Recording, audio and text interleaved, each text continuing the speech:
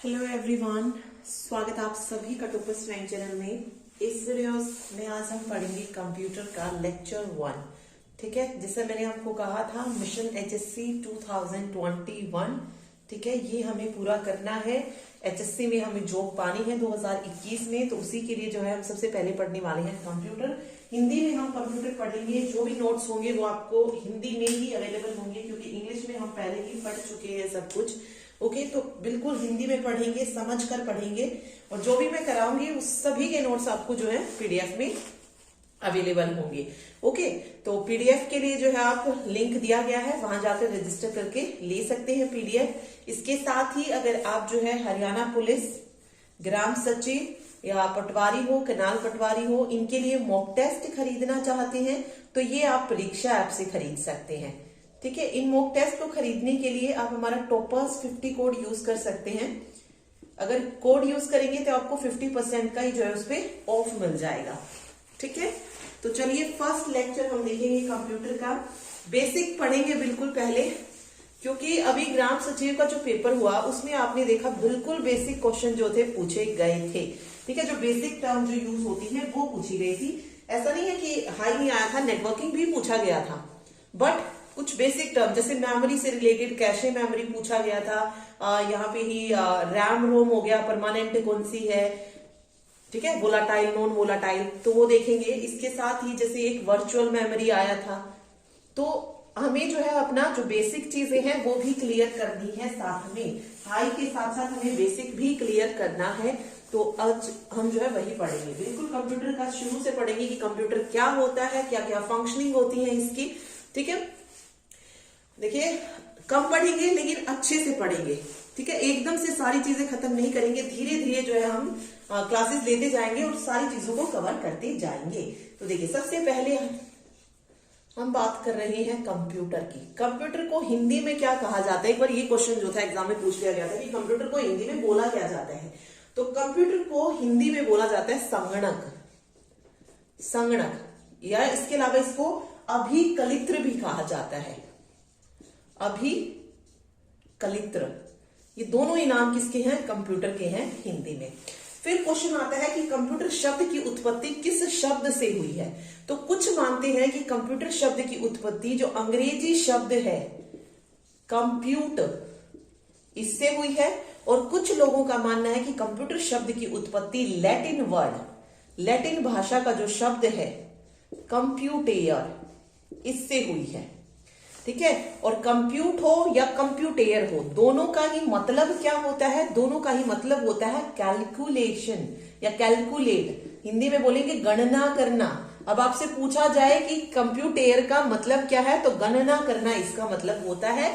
और कंप्यूटेयर Latin word है और कंप्यूट अंग्रेजी का शब्द है, तो यहीं से बना है हमारा कंप्यूटर। ठीक है, फिर बात आती है कि कंप्यूटर क्या है, यानी कि संगणक क्या है। तो संगणक क्या है? एक इलेक्ट्रॉनिक डिवाइस है। कंप्यूटर क्या है? एक इलेक्ट्रॉनिक डिवाइस है, जिसका काम क्या है?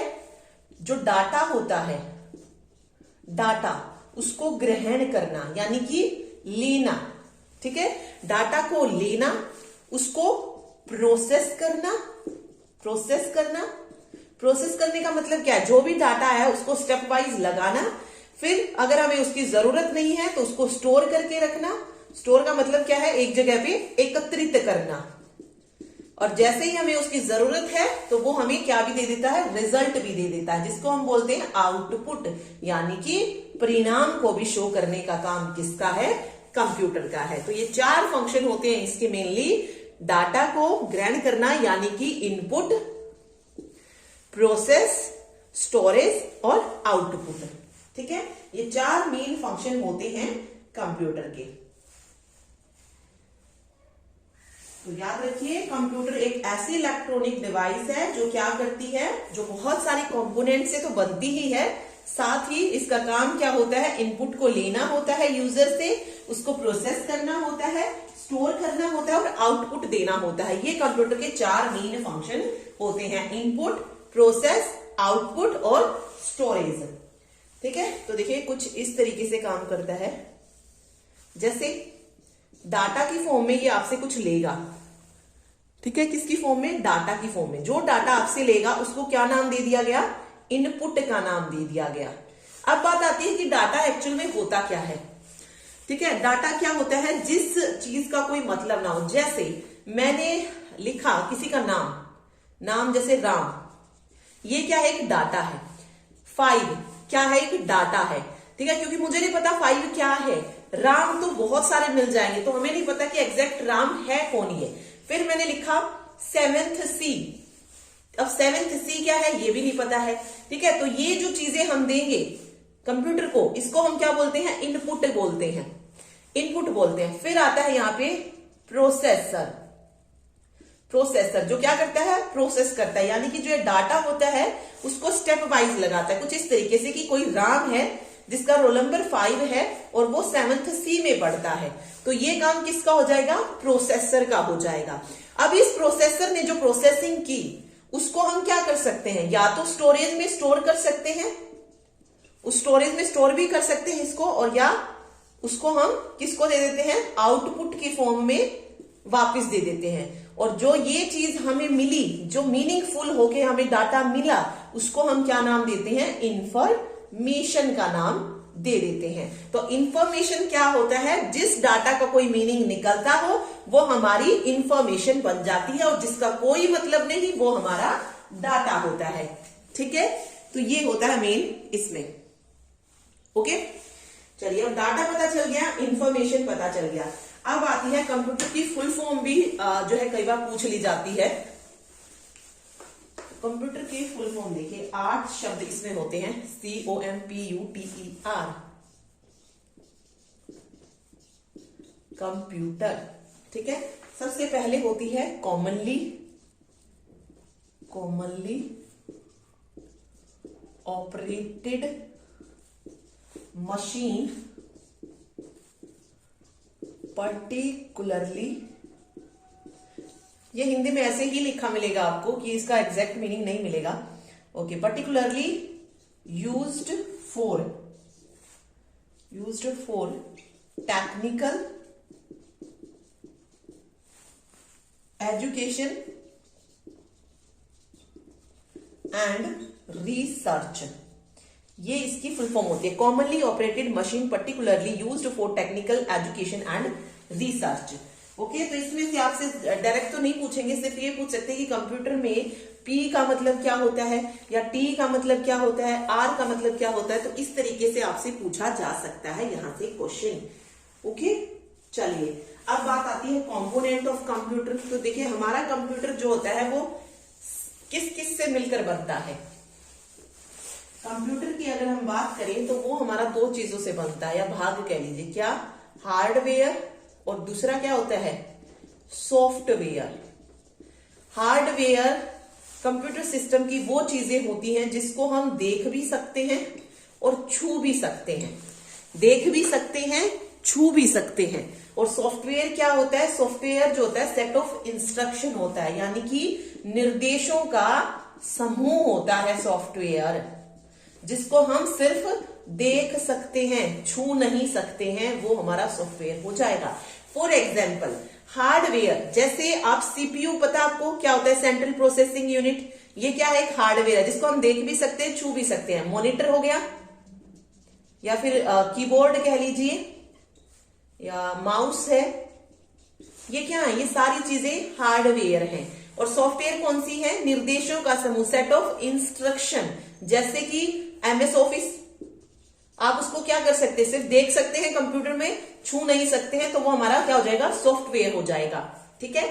सेम जैसे पेंट है, और भी बहुत सारे सॉफ्टवेयर जो आप कंप्यूटर में देखते हैं स्क्रीन के ऊपर, मॉनिटर के ऊपर, वो क्या हमारे सॉफ्टवेयर है, वो हार्डवेयर नहीं है। मॉनिटर हार्डवेयर है, लेकिन मॉनिटर के अंदर जो आप देखते हैं वो क्या है? सॉफ्टवेयर है, ओके। तो ये हार्डवेयर और सॉफ्टवेयर से कंप्यूटर हमारा बनता है, ठीक। चलिए आगे देखते हैं। आगे हम देखेंगे फीचर्स ऑफ कंप्यूटर, यानी कि, एक मिनट, कंप्यूटर की विशेषताएं, कि इसके फीचर कौन कौन से हैं। विशेषताएं मीन्स क्या क्या फीचर है, क्या क्या कंप्यूटर हमारा काम करता है। तो देखिए क्या क्या आता है। सबसे पहले जो आता है वो आती है इसमें गति। गति मीन्स स्पीड। स्पीड का मतलब क्या है कि कंप्यूटर क्या कर सकता है, एक सेकंड में बहुत सारी कैलकुलेशन कर सकता है, यानी कि गणनाएं कर सकता है। एक सेकंड में लाखों गणनाएं जो है कर सकता है, कैलकुलेशन कर सकता है। ओके, आजकल के अगर जो हमारे कंप्यूटर आते हैं उसमें अगर हम बात करें तो कंप्यूटर जो है नैनो सेकंड में भी कैलकुलेशन कर सकता है। नैनो सेकंड यानी कि 10⁻⁻⁹ सेकंड में भी कैलकुलेशन अवेलेबल है आजकल के कंप्यूटर्स में। ठीक है, चलिए दूसरा कंप्यूटर क्या करता है, जो भी काम करता है वो कैसा होता है, त्रुटि रहित होता है। त्रुटि रहित मीन्स एक्यूरेट होता है। तो एक्यूरेसी भी क्या है, इसका एक फीचर है। ठीक है, कंप्यूटर में आप कितना भी कॉम्प्लेक्स कोई क्वेश्चन डाल दीजिए, कितना भी मुश्किल जो है कोई क्वेश्चन डाल दीजिए, उसको कंप्यूटर क्या कर सकता है, बिना किसी एरर के उसको कैलकुलेट कर सकता है। तो ये होता है त्रुटि रहित कार्य। ओके, उसके बाद आती है भंडारण क्षमता। भंडारण क्षमता जिसको क्या बोलते हैं, स्टोरेज कैपेसिटी। स्टोरेज कैपेसिटी तो आप सभी को पता है कंप्यूटर बहुत ही ज्यादा अमाउंट में डाटा को क्या कर सकता है, स्टोर कर सकता है। ठीक है, भंडारण क्षमता से आपको पता ही चल रहा है। तो कंप्यूटर जो होता है मेमोरी में जो सूचनाएं होती हैं उनको संचित यानी कि इकट्ठा करके रख सकता है बहुत बड़े अमाउंट में। ओके, और उसको करने के लिए स्टोरेज के लिए बहुत सारी चीजें होती है, जैसे हार्ड डिस्क है, फ्लॉपी डिस्क है, तो वो आगे हम पढ़ेंगे ही मेमोरी में जब जाएंगे। ठीक, फोर्थ है बहुउद्देशीय। बहुउद्देशीय, बहुउद्देशीय का मतलब क्या होता है, वर्साटाइल। अब बहुउद्देशीय तो आप मतलब समझ गए होंगे कि एक ही काम में जो मतलब एक ही टाइम पे बहुत क्या कहते हैं उसे, अलग अलग काम जो है एक साथ कर सकता है कंप्यूटर। ठीक है, तो ये हो जाता है वर्साटाइल यानी कि बहुउद्देशीय। फिफ्थ आता है सिक्रेसी। सिक्रेसी यानी कि गोपनीयता। ये तो आपको पता ही है, कंप्यूटर में हम जो भी काम करते हैं उस पे को मतलब ताकि उसे कोई एक्सेस ना कर पाए, उसके लिए कौन सा होता है, पासवर्ड यूज कर सकते हैं कि हम सिर्फ उसको यूज कर पाए, तो वो भी जो है इसमें अवेलेबल होती है। ओके, लास्ट जो होती है इसकी वो होती है ऑटोमेटिक यानी कि स्वचालित। स्वचालित इसका मतलब क्या है, इसमें क्या होता है जब कैलकुलेशन होती है तो जो इंसान होते हैं, यूजर्स होते हैं, उनके दिमाग की जरूरत नहीं होती, कंप्यूटर सब कुछ जो है खुद कर लेता है। ओके, लेकिन जो निर्देश होती है, जो भी कमांड होती है, वो कौन देता है, कंप्यूटर को यूजर ही देता है, मानव ही देता है, बट ये ऑटोमेटिक होता है, सारी कैलकुलेशन खुद ब खुद कर लेता है। ओके, ये थी कंप्यूटर की विशेषताएं। और जो भी मैं बोल रही हूं आपको, ये सब कुछ आपको हिंदी में रिटर्न मिलेगा पीडीएफ में। ठीक, चलिए आगे देखते हैं। नेक्स्ट जो इसमें बनता है वो हम देखते हैं इसका इतिहास, कि किस चीज का आविष्कार जो है किसने किया, ये सारी चीजें। सबसे पहले जो आता है वो आता है अबैकस। अबाकस, ठीक है।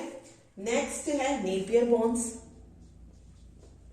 नेपियर बॉन्स, ये इंपॉर्टेंट कर रहे हैं जो जिसको आविष्कार जो है जिसने किया। ओके, इसके अलावा एक पास्कल लाइन आया था। पास्कल लाइन इसको हिंदी में लिख लीजिए क्योंकि इन्हें हिंदी में भी यही बोला जाता है, abacus, Napier bones, Pascal line. इनके जो है जिन्होंने इनका आविष्कार किया है वो पूछा जाता है कि अबैकस का आविष्कार किसने किया, नेपियर बोन का किसने किया, पास्कल लाइन का किसने किया। ओके, उसके अलावा एक मैकेनिकल कैलकुलेटर आया था, और डिफरेंस इंजन बहुत इंपॉर्टेंट है। डिफरेंस इंजन पूछा भी जाता है, ये डिफरेंस इंजन, डिफरेंस इंजन। इसके अलावा analytical engine, analytical engine.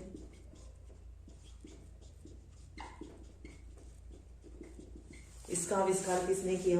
Okay, और टैबुलेटिंग मशीन, पहले इनको देख लेते हैं एक बार।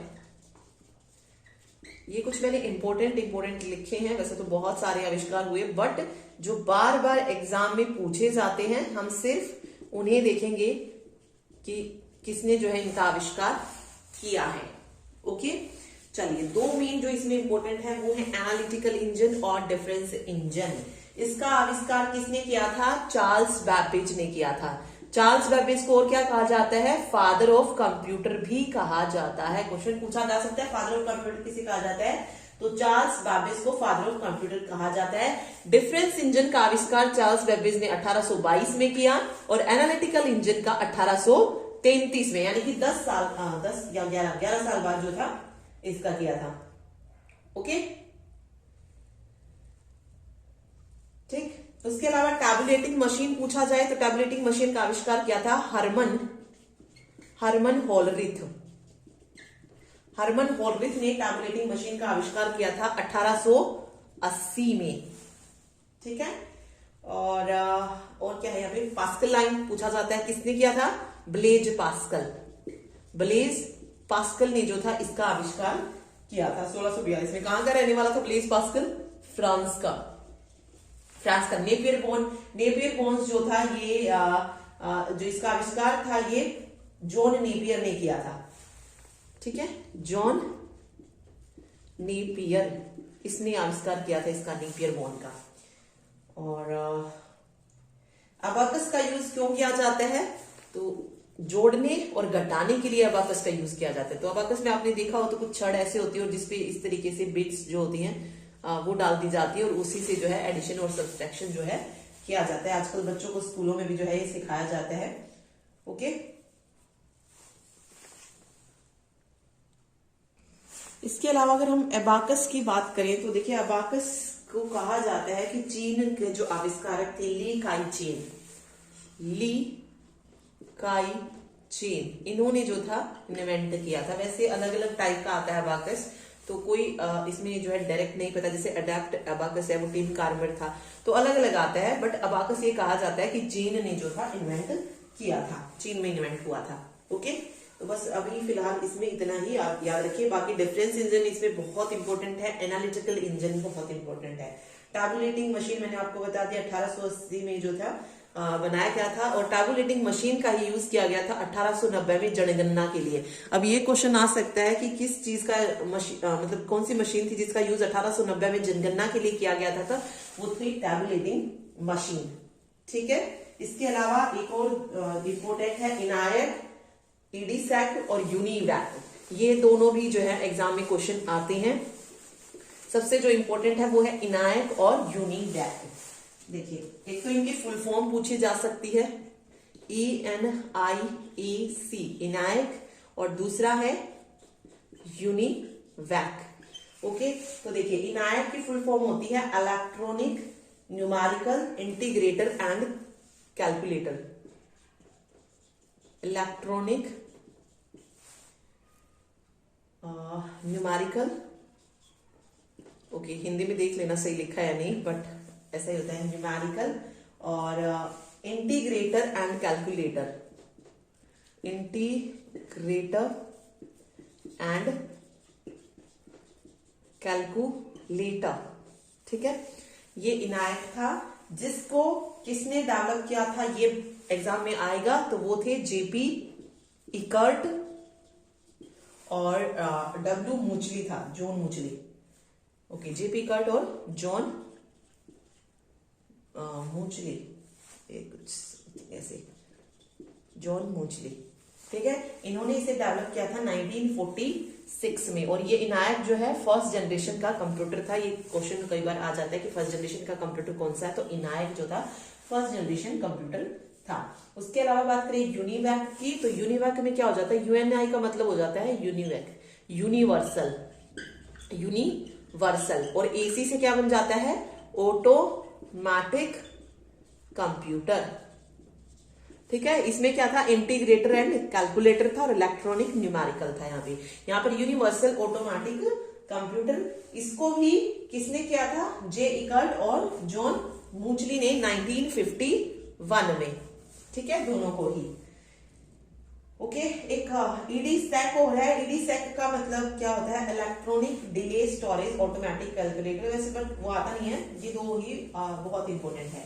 ओके इसके अलावा एक ईडी वैक जरूर आ जाता है, जिसको डेवलप किया था जॉन न्यूमॉन ने, जॉन वॉन न्यूमॉन ने।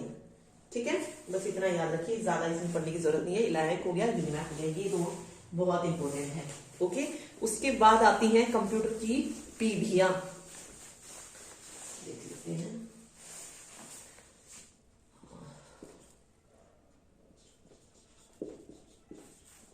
कंप्यूटर की पीढ़ियां, पीढ़ियां मीन्स जनरेशन, जनरेशन हम पढ़ने वाले हैं। तो देखिए कंप्यूटर की कितनी पीढ़ियां आई, कितनी जनरेशन आई, तो 5 जनरेशन आई थी। First, second, third, fourth and fifth. ठीक है, ये 5 जनरेशन थी जो आई थी। अब देखिए सबसे पहला क्वेश्चन जो यहां से पूछा जाता है वो पूछा जाता है कि डिवाइस कौन सी यूज हुई थी। तो पहले डिवाइस याद कर लेते हैं। देखिए फर्स्ट जनरेशन में जो डिवाइस यूज हुई थी वो हुई थी वैक्यूम ट्यूब्स। वैक्यूम ट्यूब्स, इसको हिंदी में लिख लीजिए, इसको यही बोला जाएगा हिंदी में, वैक्यूम ट्यूब्स। या कई जगह आपको जो है इसकी जगह वॉल्व्स भी मिल सकता है, VALVES यानी कि वॉल्व्स। तो ये दोनों जो थी ये कहां पर यूज हुई थी? फर्स्ट जनरेशन के कंप्यूटर में यूज हुई थी। सेकेंड जनरेशन में क्या यूज किया गया? ट्रांजिस्टर। ट्रांजिस्टर जो था ये सेकेंड जनरेशन में यूज हुआ था। थर्ड जनरेशन में यूज किया गया फिर इंटीग्रेटेड सर्किट, इंटीग्रेटेड सर्किट यानी कि आईसी चिप का यूज किया गया था। ओके चलिए अगला आया जिसमें यूज किया गया, ये बड़े जो लार्ज स्केल इंटीग्रेटेड चिप्स थी वो यूज की गई। ठीक है, LIC, large scale integrated chips. और इसके अलावा माइक्रो प्रोसेसर और पूछा जाता है कि माइक्रो प्रोसेसर को किस जनरेशन में यूज किया गया? तो फोर्थ जनरेशन में माइक्रो प्रोसेसर को यूज किया गया था। और पांचवा जो बेस्ड था, ये जो अल्ट्रा लार्ज ये VL था, very large scale integrated chips, और ये अल्ट्रा लार्ज ULIC। ठीक है, अल्ट्रा लार्ज इंटीग्रेटेड चिप्स पर बेस्ड थी। फिफ्थ, या कह लीजिए ये भी आ जाता है कई बार कि आर्टिफिशियल इंटेलिजेंस पर कौन सी जनरेशन बेस्ड थी? तो वो भी थी fifth generation. Okay, fifth generation जो अभी चल रही है उसी को कहा गया है artificial intelligence based. Okay, first generation जो होती है, देखिए टाइम इसका आपको हर एक बुक्स में अलग अलग मिलेगा। ठीक है, क्योंकि बट इतना याद रखिए ये 55 या 56 के आसपास तक रही थी। कई जगह आपको 46 से 55 मिलेगा या 50 से 55 मिलेगा। तो ये बस इसका याद रखिए, 46 के मतलब पहली जो जनरेशन थी वो 55 तक रही थी, 55-56 तक। फिर उसके बाद 1956 से लेकर 63 तक ट्रांजिस्टर यानी कि सेकंड जनरेशन जो थी रही। उसके बाद आगे 64 से 71 तक इंटीग्रेटेड सर्किट थर्ड जनरेशन। फिर 71 से लेकर अभी प्रेजेंट तक कहा जाता है वैसे। ओके, 71 से लेकर और वर्तमान तक फोर्थ, और अभी भी अगर जो चल रही है उसको बोलते हैं आर्टिफिशियल इंटेलिजेंस बेस्ड। तो बस ये टाइम इतना याद रखिए कि ये जो था ये इस जनरेशन में यूज हुआ था। ओके चलिए अब यहां से एक और क्वेश्चन देखिए, ये तो आता है सबसे पहला क्वेश्चन तो कि किस जनरेशन में कौन सी डिवाइस का यूज किया गया था। अब नेक्स्ट क्वेश्चन जो बनता है ना कि फर्स्ट जनरेशन में किस लैंग्वेज का यूज हुआ था फर्स्ट जनरेशन में, तो वो देखते हैं। देखिए तो ये हमने पढ़ लिया है,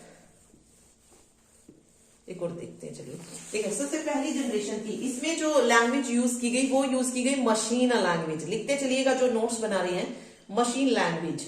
मशीन लैंग्वेज का यूज जो था इसमें क्या था? मशीन लैंग्वेज कौन सी लैंग्वेज होती है? जिसको कंप्यूटर समझ लेता है, जिसको कंप्यूटर समझता है। ओके, कौन सी लैंग्वेज समझता है कंप्यूटर? बाइनरी लैंग्वेज, जिसमें 0 और 1 होता है, 0 और 1 की फॉर्म को समझता है। तो वो जो था ये फर्स्ट जनरेशन में था मशीन लैंग्वेज, और ये 0 और 1 की फॉर्म में, जिसको हम बाइनरी नंबर्स बोलते हैं, उस फॉर्म में होती है। सेकेंड लैंग्वेज सेकेंड जो जनरेशन आई तो कौन सी लैंग्वेज यूज की जाने लगी? असेंबली लैंग्वेज जो थी यूज की जानी। असेंबली लैंग्वेज क्या है?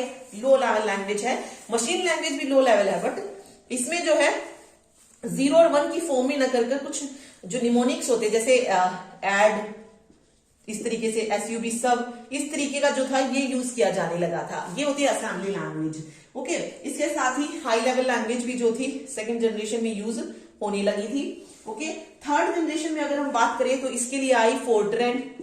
फोर्ट्रेन जो लैंग्वेज है, फोर्ट्रेन की फुल फॉर्म क्या होती है? Formula translation. कोबोल आ गई, ये लैंग्वेज जो थी यूज की जाने लगी थर्ड जनरेशन में। उसके बाद फोर्थ आई, तो यहाँ पर और जो थी और language I, Fortran I, COBOL 77 I, sorry COBOL 74 आई, फोर्ट्रोन 77 आई, तो आगे चलती गई। फिफ्थ में फिर आगे आप देखेंगे तो अभी यही चल रही है मेन लैंग्वेज। ओके, तो यही था बस इसमें मेन। फिर आता है कि फर्स्ट जनरेशन के कंप्यूटर कौन से हैं, तो देखते हैं। देखिए, फर्स्ट जनरेशन कंप्यूटर का आपसे एग्जाम्पल पूछेगा, तो फर्स्ट जनरेशन में देखिए कौन कौन से कंप्यूटर आते हैं। मैंने आपको बताया इनायत था, बहुत इंपॉर्टेंट है ये। उसके अलावा यूनिवैक, ये भी इसी में था, और मार्क 1। फर्स्ट जनरेशन के जो कंप्यूटर होते थे उनका जो साइज होता था वो कैसा होता था? लार्ज साइज के होते थे first computer. Okay, first generation के। और डिवाइस कौन सी यूज कर रहे थे?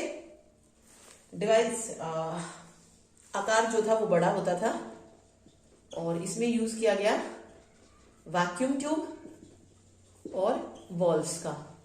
ठीक है, कमरा जितना होता है ना, एक रूम जितना होता है, उतने बड़े आकार के जो थे फर्स्ट जनरेशन के कंप्यूटर जो थे होते थे। ओके, उसमें जो स्टोरेज करने की क्षमता होती थी, जो स्टोरेज होता था, आज के कंप्यूटर्स में आप देखेंगे तो बहुत ज्यादा जो है स्टोरेज होती है, स्टोरेज क्षमता जो होती है बहुत ज्यादा होती है, स्टोरेज कैपेसिटी। लेकिन वहां पर जो स्टोर करने की क्षमता थी फर्स्ट जनरेशन के कंप्यूटर में वो बहुत ही कम थी। और स्पीड कैसी थी? बिल्कुल स्लो स्पीड थी। आज के कंप्यूटर जैसे फास्ट काम करते हैं, तब के कंप्यूटर ऐसा काम नहीं करते थे। ओके, तो ये मेन चीजें इसमें बस याद रखिए। फिर बात आती है सेकेंड जनरेशन कंप्यूटर की। तो सेकेंड में मैंने आपको बताया डिवाइस कौन सी यूज हुई थी? ट्रांजिस्टर यूज हुआ था, ट्रांजिस्टर यूज हुआ। और इसके अलावा असेंबली लैंग्वेज थी। जो लार्ज साइज होते थे उसमें के जो आकार में थी वो थोड़ी बहुत कमी आई। ऐसा नहीं कि वो पोर्टेबल हो गई थी, नहीं, आकार में कमी जरूर आई थी। पहले से थोड़ा सा साइज कम हो गया था कंप्यूटर्स का। ओके, और बस मेनली यही इसमें यूज हुआ था। ठीक है, थर्ड में अगर आप देखेंगे तो आईसी था। आईसी के लिए मतलब इसमें कौन कौन से कंप्यूटर यूज हुए थे? जैसे आईबीएम की जो सीरीज आई वो थर्ड जनरेशन में आई। ओके, आईबीएम 360 या एनसीआर हुआ, तो वो आईबीएम वाली सीरीज थर्ड जनरेशन में आई थी। फिर फोर्थ जनरेशन में आगे और आई, इंटेल का आ गया। जैसे इंटेल 4004 पूछा जाता है किस जनरेशन में आया था, तो ये फोर्थ जनरेशन में आया था। बस इतना इसमें याद रखिए। ठीक है, एप्पल हुआ, आईबीएम हुआ, पीसीएक्सटी हुआ, ये सारे फोर्थ जनरेशन में आए थे कंप्यूटर। ठीक है, चलिए अब ये था मेन। इसमें कुछ इंपोर्टेंट पॉइंट्स और जान लेते हैं। देखिए, सबसे पहला क्वेश्चन जो यहां से पूछा जाता है कि फादर ऑफ कंप्यूटर किसको कहा जाता है? फादर ऑफ कंप्यूटर, कंप्यूटर का पिता किसको कहा जाता है? कंप्यूटर का पिता चार्ल्स बैबेज को कहा जाता है। ठीक है, फिर क्वेश्चन आ सकता है कि कंप्यूटर लिटरेसी डे कब मनाया जाता है? कंप्यूटर लिटरेसी डे, इसका मतलब क्या होता है? कंप्यूटर साक्षरता दिवस किस दिन मनाया जाता है? तो 2 दिसंबर को, हर साल 2 दिसंबर को कंप्यूटर लिटरेसी डे सेलिब्रेट किया जाता है। फिर एक क्वेश्चन आता है कि मॉडर्न जो कंप्यूटर है उनका जनक किसको माना जाता है? मॉडर्न कंप्यूटर का जनक किसे कहा जाता है? Alan Turing. एलन ट्यूरिंग को मॉडर्न कंप्यूटर का जनक जो है कहा जाता है।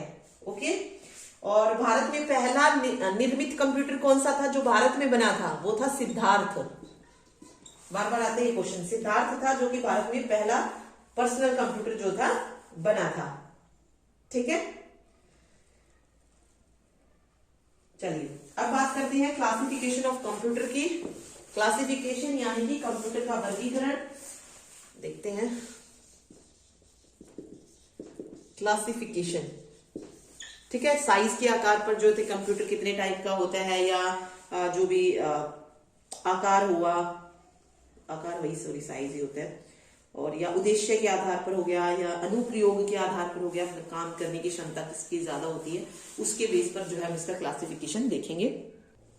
तो 3 तरीके का क्लासिफिकेशन जो था कंप्यूटर का किया गया था। सबसे फर्स्ट नंबर पे जो आता है वो आता है आकार के आधार पर, आकार यानी कि साइज के बेस पे उसको कंप्यूटर का वर्गीकरण। ओके, सेकंड होता है उद्देश्य, उद्देश्य के आधार पर, तो यानी कि on the basis of purpose. और जो थर्ड होता है वो होता है on the basis of application, यानी कि अनुप्रयोग के आधार पर। अब आपसे पूछा जा सकता है सिंपल क्वेश्चन यहां से कि कंप्यूटर साइज के बेस पर मतलब कितने भागों में से इसका वर्गीकरण किया गया था। ठीक है, तो इसमें जो थे 5 टाइप्स थे साइज के बेस पर। ओके, साइज उस पर on the basis of size, और on the basis of purpose उद्देश्य पर जो थे वो 2 थे, और अनुप्रयोग के आधार पर यानी जिसको बोलते हैं on the basis of application, तो कंप्यूटर को 3 भागों में डिवाइड किया गया था। ओके, सबसे पहले हम साइज की बात कर रहे हैं, तो एक 1 बाय 1 जो है हम इसको देखते हैं। देखिए, सबसे पहले हम बात कर रहे हैं साइज की।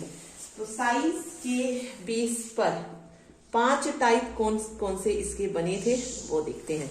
ओके, देखिए सबसे पहला जो आया वो कौन सा था? सबसे पहला था माइक्रो कंप्यूटर, माइक्रो। दूसरा था मिनी कंप्यूटर, मिनी हिंदी में भी लिख लीजिए, मिनी कंप्यूटर। थर्ड था मेन फ्रेम कंप्यूटर, और फोर्थ था सुपर कंप्यूटर, और अगला कौन सा था? Personal computer. ये 5 थे साइज के बेस पर, ये 5 कंप्यूटर थे। अब इसमें से ये क्वेश्चन आता है कि कौन सा लार्ज साइज का होता है, किसकी स्पीड ज्यादा होती है, कौन सा पोर्टेबल होता है, तो ये पूछा जाता है। सबसे पहले हम बात कर रहे हैं माइक्रो कंप्यूटर की। ठीक है, तो देखिए अगर माइक्रो कंप्यूटर की अगर हम बात करें तो माइक्रो कंप्यूटर्स जो होते हैं आज की, अगर हम आज की बात करें तो ये फोन के आकार का हो सकता है माइक्रो कंप्यूटर, या पुस्तक के आकार का हो सकता है, या घड़ी के साइज का हो सकता है। ओके, तो इसमें ही जो है ये उपलब्ध है। अभी अगर आपसे पूछा जाए कि डिजिटल घड़ी में कौन सा कंप्यूटर होता है, डिजिटल घड़ी जो डिजिटल वॉच होती हैं उनमें कौन सा कंप्यूटर होता है? उसमें माइक्रो कंप्यूटर होता है। ये क्वेश्चन याद रखिए, पूछा जा सकता है डिजिटल घड़ी में कौन सा कंप्यूटर होता है, तो माइक्रो कंप्यूटर जो है इसमें होता है। ठीक है, तो माइक्रो कंप्यूटर का साइज आपने देख लिया, बिल्कुल छोटा होता है, पुस्तक के आकार का, या इसके क्या कहते हैं फोन के आकार का जो है हो सकता है। इसकी जो क्षमता होती है वो 1 लाख सक्रिय प्रति सेकंड जो है होती है। ओके, और माइक्रो कंप्यूटर्स का कहाँ यूज किया जाता है अगर हम देखें तो जैसे चिकित्सा वगैरह होता है, चिकित्सा के क्षेत्र में इसका यूज किया जाता है। फिर बात करते हैं मिनी कंप्यूटर की। तो माइक्रो कंप्यूटर में भी देखिए बहुत सारे टाइप आते हैं, जैसे डेस्कटॉप कंप्यूटर आ गया, डेस्कटॉप कंप्यूटर है, या फिर लैपटॉप है, डेस्कटॉप, लैपटॉप, या पाम टॉप हो गया, PALM, पाम टॉप। इसके अलावा PDA है, PDA यानी कि personal digital assistant. Okay, notebook, laptop को ही वैसे नोटबुक बोला जाता है कभी कभी, बट ये पूछा जाता है कि नोटबुक कैसा कंप्यूटर है, तो माइक्रो कंप्यूटर के सारी कैटेगरीज में आते हैं। जो डेस्कटॉप कौन से होते हैं? जो डेस्क पे फिट हो जाए वो डेस्कटॉप कंप्यूटर होते हैं। लैपटॉप आपको पता ही है, लैपटॉप को कभी कभी हम नोटबुक भी बोल देते हैं। पाम टॉप हो गया, ठीक है, लैपटॉप की तरीके से ही होता है, एक पोर्टेबल पर्सनल कंप्यूटर ही होता है, हल्का होता है और छोटा होता है। ओके, इसके अलावा टैबलेट पर्सनल कंप्यूटर होता है। ठीक, तो टैबलेट तो आपको पता ही है, टैबलेट क्या होता है, टैब क्या होते हैं, तो वो सारी जो छोटी छोटी चीजें आती है वो सारी माइक्रो कंप्यूटर्स के अंदर जो है आती हैं। ओके, तो बस ये याद रखिए। अभी देखिए, मतलब अगर आप देखेंगे ना तो सबसे छोटा और सबसे पुराना जो टाइप होता है वो माइक्रो कंप्यूटर ही आता है। मिनी कंप्यूटर की अगर हम बात करें तो मिनी कंप्यूटर का साइज भी जो होता है वो माइक्रो कंप्यूटर से ज्यादा होता है। ओके, और कीमत भी जो होती है वो माइक्रो कंप्यूटर की तुलना से अधिक होती है। तो जो सबसे सस्ते मिलते हैं ना वो माइक्रो कंप्यूटर होते हैं। मिनी कंप्यूटर जो होता है इसकी तुलना में क्या होती है, साइज जो होता है वो भी बड़ा होता है, और उसके साथ ही जो क्षमता होती है, क्या कहते हैं उसको, कार्यक्षमता वो भी क्या होती है, माइक्रो कंप्यूटर से ज्यादा होती है।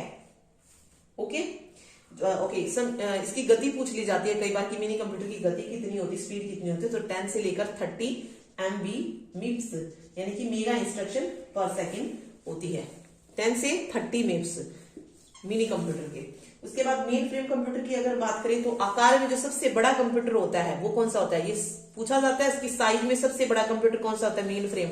और बच्चे इसी में कंफ्यूज होते हैं कि मेन फ्रेम या super computer. Super computer fast होता है, साइज सुपर कंप्यूटर का भी बड़ा होता है लेकिन मेन फ्रेम का ज्यादा बड़ा होता है। सुपर कंप्यूटर फास्ट अगर पूछा जाए कि कौन सा कंप्यूटर सबसे फास्ट होता है तो सुपर कंप्यूटर करेक्ट होगा, लेकिन अगर साइज में बात करें तो मेन फ्रेम कंप्यूटर्स जो होते हैं वो बहुत बड़े होते हैं।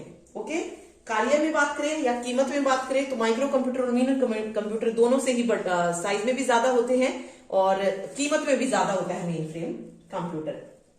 ओके, सुपर कंप्यूटर की अगर मैं बात करूं तो सुपर कंप्यूटर जो होता है स्पीड बहुत ज्यादा होती है। ठीक है, और विश्व का जो पहला सुपर कंप्यूटर था वो था क्रे 1।